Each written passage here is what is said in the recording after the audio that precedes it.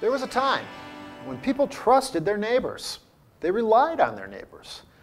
But at some point along the line, people decided that they were too smart and that they didn't need their neighbors or community or their values or even God.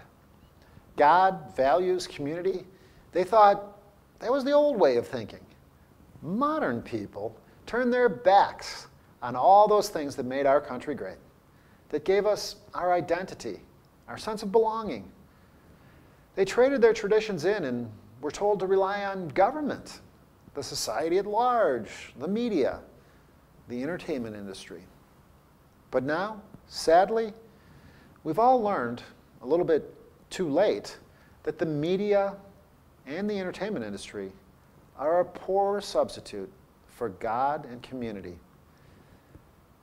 A new poll says that 2/3 of Americans don't trust their neighbors, just like they don't trust car salesmen or their elected officials.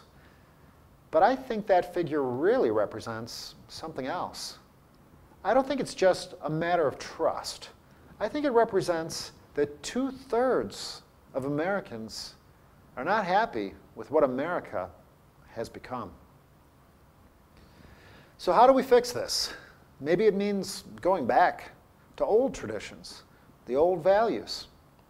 So God, if you're still listening, give America another chance. There are many of us who still wish that you were here. To discuss the problem of trust in America is Frank Newport, the editor-in-chief of Gallup Poll. Mr. Newport, welcome to the program. Well, thank you. Good to be with you. Absolutely. When Gallup came out with its poll of least trusted professions, car salesmen and members of Congress were at the bottom of the list. Let's see here.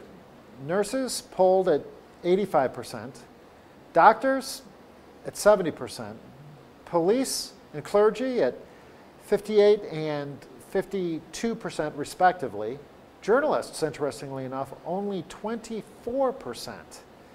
That doesn't say much for Congress or for the Fourth Estate, for that matter.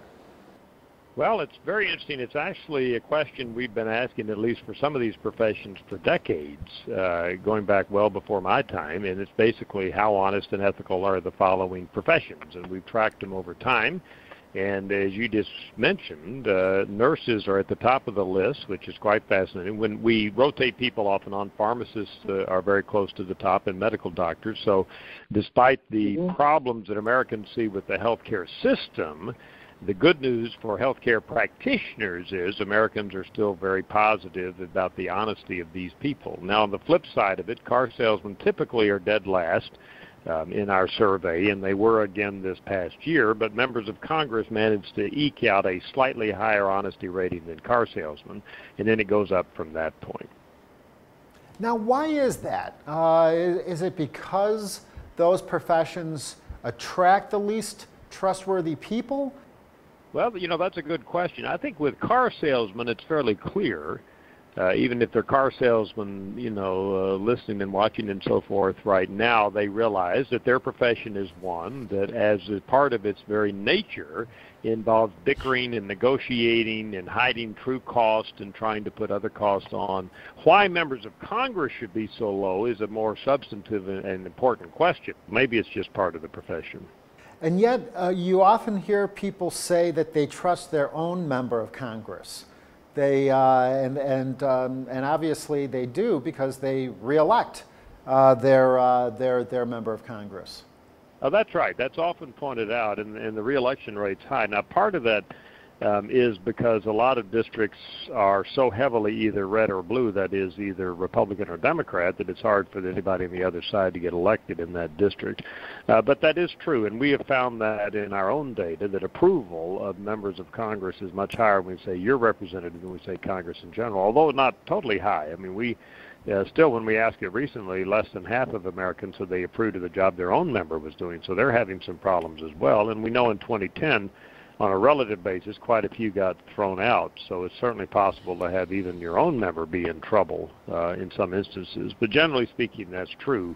Is it difficult to design a poll so that the questions aren't loaded and that you get a genuine response? Well, yes, that's part of what we do for a living. It is tricky. There are many different complexities involved in doing surveys, all the way from sampling, which is very complex, to how you ask the questions. Absolutely. One thing that we have, of course, is the ability for trend questions like this one about honesty and ethics of different professions to hold that constant over time. So whatever the issue with the wording, if we've asked it using exactly the same words from 1976 to the current day, we know that it's not a change in wording that's causing the change in trends. And that's true for example, our best known trend, presidential job approval. We've been asking it exactly the same way down to the comma since Harry Truman. But otherwise, you're absolutely right. You have to be careful in analyzing poll results. It's very complex. There was also another recent poll that showed, and this is really stunning, that a big majority of Americans, 2/3, don't even trust each other.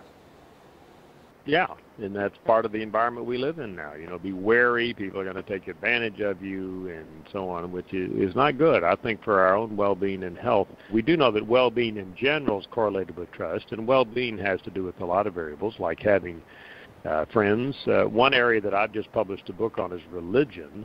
And although religion gets criticized a lot, the data are extremely clear over literally hundreds of surveys that people who are religious and participate in a religious community have much higher outcomes on many measures of health and longevity and well-being and happiness and everything else you can think of.